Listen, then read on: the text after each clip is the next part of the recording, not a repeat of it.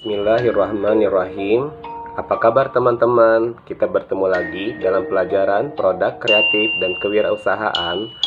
Kali ini kita akan membahas tentang bab 2, yaitu identifikasi peluang usaha dan perencanaan produk kreatif. Teman-teman, revolusi industri 4.0 sudah di depan mata. Bahkan, revolusi industri generasi keempat ini telah dibicarakan dan gaungnya semakin nyaring terdengar di Indonesia. Konsep revolusi industri 4.0 pertama kali dikenalkan oleh Profesor Klaus Schwab. Ekonom terkenal asal Jerman itu menulis dalam bukunya The Fourth Industrial Revolution bahwa konsep itu telah mengubah hidup dan kerja manusia. Era revolusi industri 4.0 telah menjadikan ekonomi kreatif menjadi salah satu strategis yang layak mendapatkan perhatian sebagai pilihan strategi untuk menangkan persaingan global. Hal ini ditandai nilai tambah ekonomi melalui ide kreatif. Untuk itu, teman-teman perlu mengetahui dan pelajari ekonomi kreatif dan industri kreatif ya, untuk dapat bersaing dengan pelaku usaha kreatif yang ada.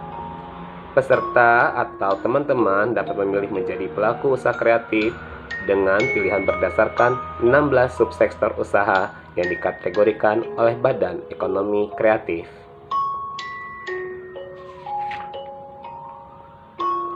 Teman-teman, kita sekarang masuk ya ke ekonomi kreatif di era revolusi industri 4.0. Teman-teman, dari Institute for Development Economy and Finance 2005, ekonomi kreatif merupakan proses peningkatan nilai tambah hasil dari eksploitasi kekayaan intelektual berupa kreatif, ahli, dan bakat individu menjadi salah satu produk yang dapat dijual.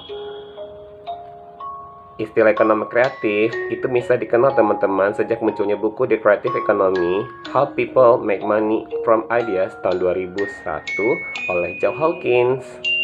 Nah, studi ekonomi kreatif terbaru itu teman-teman, pertama adalah mendorong pendapatan, meningkatkan aspek sosial budaya ekonomi, mengumpulkan aktivitas ekonomi, memilih strategi pengembangan yang membutuhkan tindakan lintas dan kebijakan inovatif, serta membuat jantung ekonomi kreatif terdapat industri kreatif. Apa sih industri kreatif itu teman-teman? Industri kreatif adalah yaitu sebuah konsep yang menempatkan kreativitas dan pengetahuan sebagai aset utama dalam menggerakkan ekonomi. Jadi, ada loh kaitan antara ekonomi kreatif dengan industri kreatif ya teman-teman. Teman-teman, sektor-sektor industri kreatif misalnya seperti adanya aplikasi pengembangan permainan, ada arsitektur, bisa juga desain produk, ada fashion, ada desain interior, ada desain komunikasi visual, serta seni pertunjukan, ada juga film, animasi, dan video. Ada fotografi juga loh teman-teman, ada kriya, ada kuliner, ada musik, ada penerbitan, ada juga periklanan, ada juga loh seni rupa, ada televisi dan radio juga. Produk kreatif. Produk kreatif teman-teman, pertama adalah tentang arsitektur. Yaitu apa?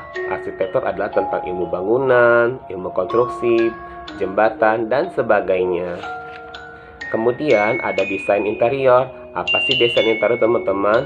Pertama, interior tetap, itu ada setting bangunan, layout, food plan, ceiling plan, pemotongan, detail, perspektif, animasi, dan lain-lain. Ada interior bergerak, seperti pembuatan desain furniture, produk, landscape interior, dan handicraft. Kemudian ada perancangan dekoratif, misalnya seperti merancang pesta pernikahan dan ulang tahun. Kemudian subsektor film, animasi, video, teman-teman bisa loh melihat adanya film-film di layar bioskop-bioskop yang ada. Kemudian ada subsektor musik. Musik teman-teman bisa melalui piringan hitam, kaset, CD, dan lain-lain. Kemudian ada penerbitan. Penerbitan itu teman-teman ada penerbitan umum, ada juga penerbitan mandiri atau self-publish. Kemudian subsektor periklanan, yaitu membuat pola konsumsi, pola berpikir, dan pola hidup masyarakat dengan cara pertumbuhan belanja iklan. Kemudian ada sektor seni rupa, yaitu mengenai kompleks setiap gagasan, ide, norma, serta aktivitas manusia dalam bentuk wujud benda sebagai hasil karya manusia.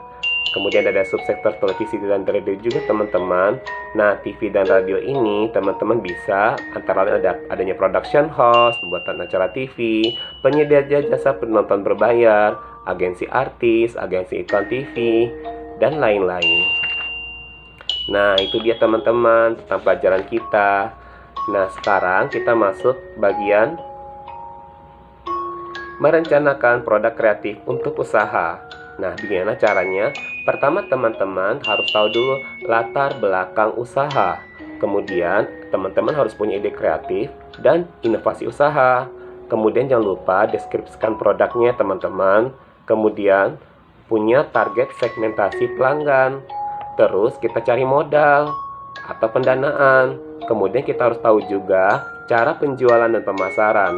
Lokasi usahanya di mana, layout lokasinya, kemudian siapkan alat dan fasilitas, kemudian bahan bakunya dari di mana, cara pengolahan dan produksinya gimana juga. Kemudian teman-teman beri ya nama produk teman-teman, mereknya dan logonya, dan juga bikin kemasan yang menarik. Kemudian boleh juga teman-teman menggunakan penggunaan teknologi digital.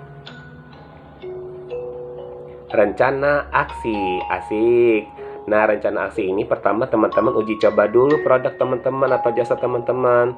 Kemudian evaluasi, kemudian revisi kalau ada dan perbaikan. Kemudian finalisasi produknya teman-teman.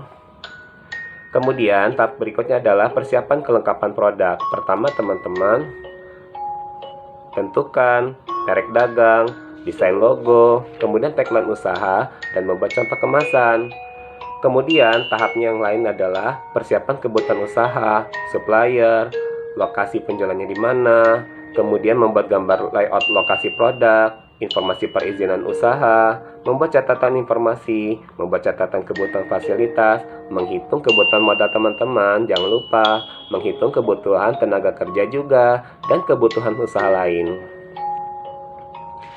Kemudian teman-teman masuk ke kebutuhan pengelolaan usaha, menghitung semua harga pokok produksi, menentukan harga jual, membuat sistem produksi, membuat sistem penjualan dan operasi, membuat rencana pemasaran, dan juga penggunaan teknologi digital.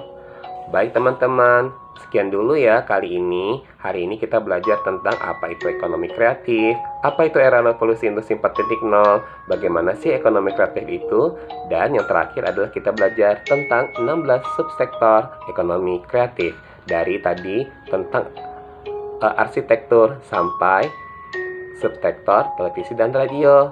Baik teman-teman, selamat menjadi pengusaha ya. Sampai jumpa. Jangan lupa like, subscribe, dan juga komen di channel YouTube ini ya teman-teman. Bye-bye.